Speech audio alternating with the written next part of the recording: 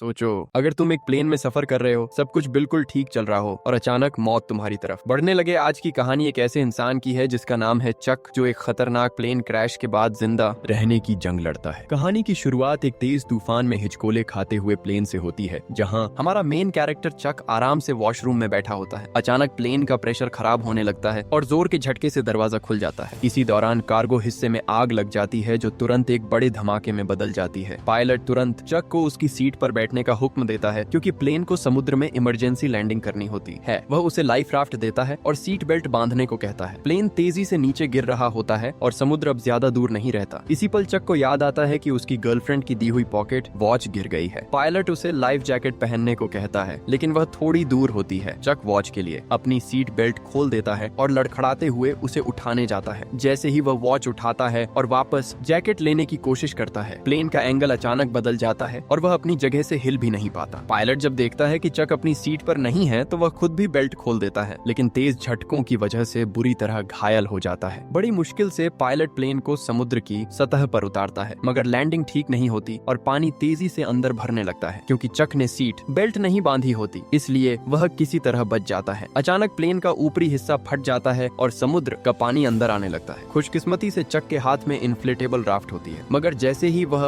उसे खोलता है, राफ्ट का एक हिस्सा प्लेन में फंस जाता है। डूबता हुआ प्लेन चक को नीचे खींचने लगता है, लेकिन ठीक समय पर राफ्ट की रस्सी टूट जाती है और वह मौत के मुंह से निकल आता है। आखिरकार वह समुद्र की सतह तक पहुंच जाता है और पूरी ताकत लगाकर राफ्ट पर चढ़ने की कोशिश करता है। वह राफ्ट के किनारे को मजबूती से पकड़ लेता है, लेकिन धीरे धीरे वह प्लेन के इंजन की तरफ जाने लगता है, जो अभी भी चल रहा होता है। खतरा देखकर वह तुरंत आंखें बंद कर लेता है। उसी वक्त इंजन में आग लगती है और एक जबरदस्त धमाका उसे उछालकर दोबारा समुद्र में गिरा देता है। प्लेन एक बड़े धमाके के साथ धीरे धीरे समुद्र में डूब जाता है, मगर चक की मुश्किलें अभी खत्म नहीं होती। उसे तेज आंधी और खतरनाक लहरों का सामना करना पड़ता है। वह बस राफ्ट की रस्सी को मजबूती से थामे रहता है। पता नहीं कितना वक्त गुजर जाता है और फिर अचानक राफ्ट चट्टानों से टकराकर फट जाती है। इसका मतलब था कि वह आखिरकार किनारे तक पहुंच गया है। अपनी आखिरी ताकत जमा करके चक राफ्ट को घसीटते हुए किनारे तक ले आता है और अगली सुबह जब धूप उसके चेहरे पर पड़ती है, तो उसे एहसास होता है कि वह जिंदा है और एक सुनसान जजीरे पर आ लगा है। लेकिन मौत के मुंह से बच निकलने के बाद भी चक को जरा सा भी सुकून नहीं मिला, क्योंकि वह नहीं जानता था कि इस अनजान जगह पर उसे आगे किन खतरनाक हालात का सामना करना पड़ेगा। वह धीरे धीरे चलते हुए प्लेन के मलबे से बिखरी हुई चीजें इकट्ठी करता गया और द्वीप के अंदर की तरफ बढ़ते हुए अपने जैसे किसी इंसान को ढूंढने लगा। मगर जब उसने चारों तरफ नजर दौड़ाई, तो उसे सिर्फ एक न खत्म होने वाला सन्नाटा मिला। इस खामोशी ने साफ जाहिर कर दिया कि वह एक ऐसे सुनसान द्वीप पर फंस चुका है जिसका शायद दुनिया के नक्शे पर भी कोई वजूद नहीं। यहाँ जिंदा रहना ही एक चैलेंज था, इसलिए उसने खुद को बचाने के अलग अलग तरीके सोचने शुरू किए। फिलहाल उसके पास सबसे आसान हल यही था कि वह समुद्र के किनारे हेल्प का निशान बनाए, ताकि कोई गुजरती हुई कश्ती उसे देख सके। जल्द ही रात का अंधेरा छा गया और वह अब भी उम्मीद लगाए बैठा था कि शायद कोई उसे देख ले। मगर जैसे जैसे रात गहरी होती गई, वैसे वैसे उसकी उम्मीद डर में बदलने लगी। जंगल से आने वाली अजीबोगरीब आवाजें उसे लगातार डराती रहीं और वह सारी रात सहम कर बैठा रहा। अगले दिन उसने इकट्ठी की गई चीजों से एक अस्थायी सा ठिकाना बनाया। खाने के लिए उसे सिर्फ सख्त नारियल ही मिले, लेकिन समस्या यह थी कि उन्हें खोलने के लिए उसके पास कोई औजार नहीं था। काफी जद्दोजहद के बाद उसने एक तेज धार वाले पत्थर की मदद से नारियल तोड़ ही लिया और जब उसने उसका पानी पिया, तो वह उसके लिए किसी अमृत से कम नहीं था। लेकिन सिर्फ नारियल उसकी भूख मिटाने के लिए काफी नहीं थे, इसलिए उसने द्वीप के और हिस्सों को तलाशने का फैसला किया। वह सब कुछ देखने के लिए द्वीप की सबसे ऊंची चोटी तक पहुंचना चाहता था। रास्ते में नुकीले पत्थरों ने उसकी मुश्किल बढ़ा दी, तो उसने एक अनोखा हल निकाला। उसने अपनी पैंट का कुछ हिस्सा फाड़ा, उसमें पत्ते लगाए और अस्थायी जूते बना लिए ताकि वह आराम से चल सके। आखिरकार जब वह पहाड़ की चोटी पर पहुंचा, तो उसके सामने एक कड़वी हकीकत आई। चारों तरफ जहाँ तक नजर जाती थी, सिर्फ समुद्र ही समुद्र था और इस सुनसान दुनिया में उसके अलावा कोई इंसान मौजूद नहीं था। जब चक मायूसी में डूबा ये सोच रहा था कि आखिर वह अपनी जान कैसे बचाएगा, तभी अचानक दूर उसे एक अजीब सी चीज नजर आई। बिना कुछ सोचे समझे वह तुरंत उसकी तरफ बढ़ने लगा। उसे लगा शायद वह भी उसकी तरह कोई जिंदा बच जाने वाला पायलट हो। लेकिन जैसे ही चक ने पास जाकर उस जिस्म को पलटा, तो हकीकत कुछ और ही निकली। वह शख्स काफी अरसे पहले ही मर चुका था। यह मंजर देखकर चक का दिल उदासी से भर गया। वह बड़ी मुश्किल से उस पायलट की लाश को घसीटकर द्वीप पर ले आया और उसके पास से कुछ काम की चीजें निकालने लगा। उसे एक जोड़ी जूते मिले जो अब भी पहनने के काबिल थे, एक लाइटर जो अभी तक काम कर सकता था और एक बटुआ जो अब किसी काम का नहीं था। इसके बाद चक ने उस पायलट के लिए एक कब्र खोदी, उसे इज्जत के साथ दफन किया और एक चट्टान पर उसकी मौत की तारीख लिख दी। शाम के वक्त वह समुद्र के किनारे बैठा अपने नए जूतों को देख रहा था। उसके दिल में एक अजीब सी उदासी थी। उसे लगा कि शायद अगली बार उस कब्र में वह खुद होगा। इसी ख्याल ने उसे पूरी रात सोने नहीं दिया। अब उसे समझ आ गया था कि अगर वह इसी तरह बैठा रहा तो वह कभी नहीं बच पाएगा। अगले दिन उसने खुद को जिंदा रखने के तरीके सीखने शुरू किए। उसने पेड़ों के पत्तों पर जमा होने वाली नमी को इकट्ठा करके नारियल के खोल में जमा किया ताकि पीने के लिए साफ पानी मिल सके। फिर उसने लकड़ी को तेज करके एक भाला बनाया ताकि मछलियां पकड़ सके। हालांकि उसकी ये कोशिशें काफी मुश्किल और कभी कभी बेकार लगती थीं, लेकिन यही छोटी छोटी चीजें उसे हिम्मत देती रहीं और वह मायूस नहीं हुआ। उसी रात जब वह अकेला बैठा था, अचानक उसे दूर एक रोशनी नजर आई। वह तुरंत चिल्लाने लगा ताकि किसी गुजरने वाली कश्ती का ध्यान खींच सके। उसे लगा कि शायद अब वह यहाँ से निकल सकेगा। उसने टॉर्च की मदद से सिग्नल देने की कोशिश की, लेकिन दूरी की वजह से उसकी रोशनी बहुत कमजोर थी और बेबस होकर वह देखता रहा कि वह रोशनी धीरे धीरे उसकी नजरों से ओझल हो गई। उस पल उसका दिल गुस्से और बेबसी से भर गया। अगली सुबह सूरज निकलते ही उसने फैसला कर लिया कि वह हार नहीं मानेगा। वह अपनी टूटी फूटी राफ्ट लेकर उसी दिशा में निकल पड़ा जहां उसने रात को कश्ती देखी थी। यह उसके लिए कई हफ्तों की मेहनत के बाद एक आखिरी उम्मीद थी और वह उसे बर्बाद नहीं करना चाहता था। वह जैसे तैसे समुद्र को पार करने की कोशिश करता रहा, लेकिन हर बार तेज लहरें उसे पीछे धकेल देती। उसने बार बार हिम्मत दिखाई, लेकिन समुद्र की ताकत के सामने वह बेबस हो जाता। आखिरकार एक जोरदार लहर ने उसे अपनी चपेट में ले लिया और वह पानी के अंदर जा गिरा। इसी दौरान उसकी टांग एक नुकीले पत्थर से टकरा गई और तेज दर्द के साथ खून बहने लगा। अब उसमें आगे बढ़ने की हिम्मत नहीं बची थी। वह किसी तरह अपनी टूटी हुई राफ्ट को घसीटते हुए वापस किनारे तक पहुंचा, बुरी तरह घायल और थका हुआ। शाम होते ही मौसम ने भी अपना रंग दिखाना शुरू कर दिया। आसमान पर काले बादल छा गए और तेज आंधी के साथ मूसलाधार बारिश शुरू हो गई। पहले से घायल चक के लिए ये सब और भी मुश्किल हो गया। वह सिर्फ राफ्ट की मदद से कंपनी के सामान को बचा सका और खुद बारिश से बचने के लिए पनाह ढूंढने लगा। खून बहती टांग के साथ वह इधर उधर भटकता रहा और आखिरकार उसे एक छोटी सी गुफा मिल गई। खुद को होश में रखने के लिए उसने बारिश का गंदा पानी पी लिया, लेकिन उसका शरीर अब पूरी तरह जवाब दे चुका था। वह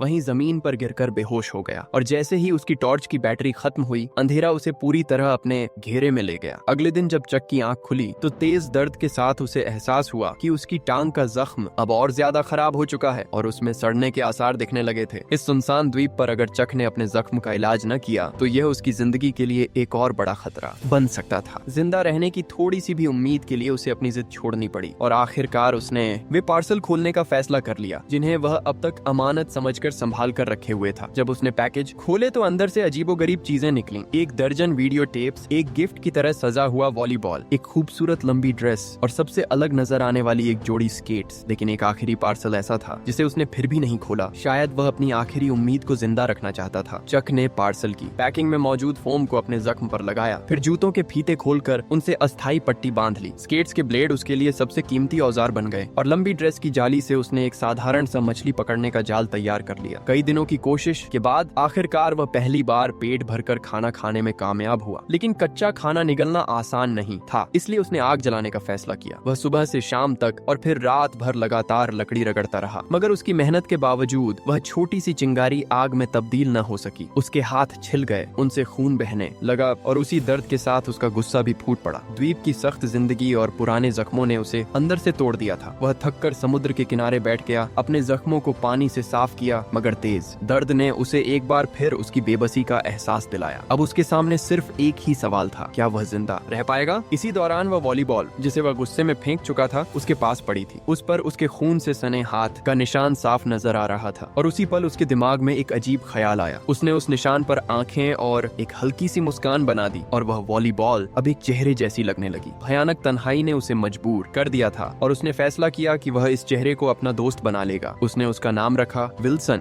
यह रिश्ता चाहे कितना ही अजीब क्यों न था, मगर अब विल्सन ही उसका इकलौता साथी था। आखिरकार जब उसने आग जला ली तो उसकी खुशी देखने लायक थी, जैसे उसने कोई बहुत बड़ी जंग जीत ली हो। ये आग न सिर्फ उसके खाने को बेहतर बनाती थी, बल्कि दूर से किसी को सिग्नल देने का जरिया भी बन सकती थी। रात के वक्त वह विल्सन के साथ बैठकर अपनी हालत के बारे में बातें करता। अपने हिसाब के मुताबिक वह अब लगभग 4000 मील दूर आ चुका था, यानी अगर वह किसी के मिलने की उम्मीद भी रखे तो वह लगभग नामुमकिन थी। लेकिन अब उसके पास हार मानने का कोई ऑप्शन नहीं था। वह बस खुद को मजबूत करके जिंदा रहने की कोशिश करता रहा। कच्चा खाना और गंदगी उसके दांतों के लिए भी समस्या बन गए और एक दांत बुरी तरह इन्फेक्ट हो गया। तेज दर्द ने उसे मजबूर कर दिया कि वह खुद ही उसे निकाल दे। उसने एक हाथ में स्केट का ब्लेड दांत पर रखा और दूसरे हाथ में पत्थर लिया। वह जानता था कि लंबे समय के दर्द से बेहतर है एक पल का तेज दर्द, और फिर उसने पूरी ताकत से वार कर दिया। 4 साल गुजर चुके थे और अब चक एक आम इंसान नहीं बल्कि एक जंगली इंसान बन चुका था। अगरचे वह मछलियां पकड़ने में माहिर हो गया था और उसे खाने की कमी नहीं थी, मगर उसकी आंखों से जीने की वह ख्वाहिश कहीं खो चुकी थी। अब चक के दिल में बच निकलने की कोई खास उम्मीद बाकी नहीं रही थी। हर नया दिन उसके लिए सिर्फ एक और तन्हा दिन बनकर रह गया था। लेकिन कुछ वक्त बाद उसे चट्टानों के पास टिन का एक टुकड़ा मिला। वह उसे उठाकर समुद्र के किनारे ले आया। जैसे ही तेज हवा ने उसे गिरा दिया, उसी पल उसके दिमाग में एक जबरदस्त ख्याल आया। अगर वह इस टुकड़े को लहरों को चीरने के लिए इस्तेमाल कर सके तो शायद वह सच में यहाँ से निकल सकता है। यह सोचते ही उसने एक पल भी बर्बाद नहीं किया। अब उसे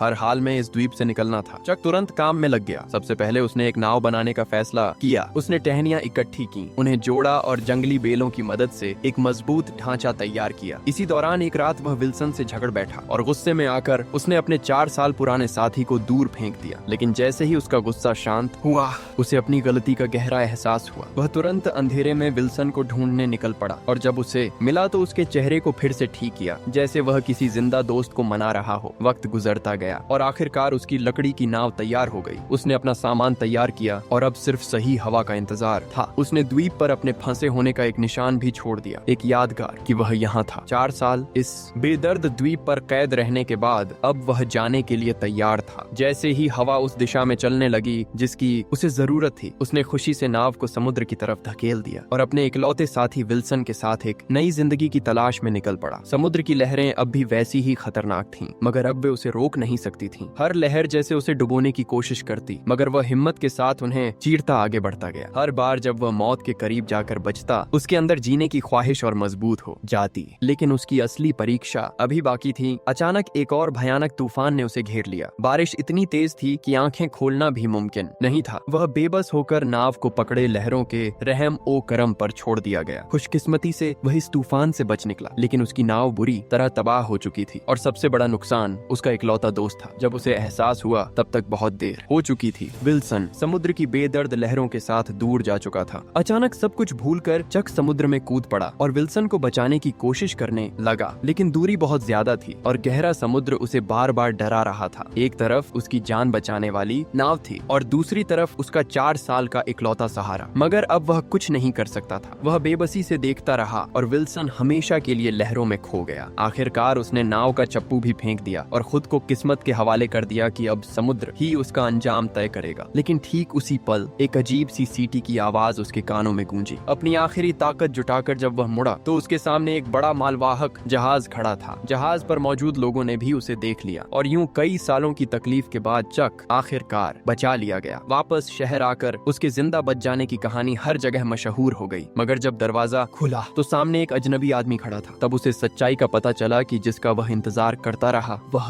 अब किसी और की बीवी और एक बच्चे की माँ बन चुकी है। उसके पति ने नरमी से उसे समझाया और चक खामोशी से वहाँ से चला गया। केली की आंखों में आंसू देखकर वह समझ गया कि इसमें किसी की गलती नहीं थी, क्योंकि शायद वह खुद भी यही करता। उसी रात कंपनी की तरफ से उसके स्वागत में एक दावत रखी गई जहाँ समुद्री खाने की भरमार थी। मगर जब चक ने मछलियाँ और केकड़े देखे तो उसके दिमाग में द्वीप की वह सख्त जिंदगी ताजा हो गई, जहाँ यही चीजें उसकी जिंदा रहने की वजह थी। अगले दिन उसने वह आखिरी पार्सल उसके असली ठिकाने तक पहुँचा दिया जिसे उसने द्वीप पर कभी नहीं खोला था। और इस तरह ये कहानी हमें यह सिखाती है कि इंसान चाहे कितनी भी मुश्किल में क्यों न हो, उम्मीद का एक छोटा सा सहारा भी उसे जिंदा रख सकता है। अब आप बताइए आपको ये कहानी कैसी लगी? अगर पसंद आई हो तो वीडियो को लाइक करें और ऐसे ही और शानदार मूवी एक्सप्लेनेशंस के लिए चैनल को सब्सक्राइब करना मत भूलें।